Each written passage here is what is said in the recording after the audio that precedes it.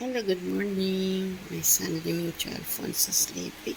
We just changed our new light. Okay. Blow already the old one. Okay. And this is our family brunch at the Blackford, Roberta, Singapore. May 30, 2026. Okay, this Lizzie Poy, the retired man. Okay.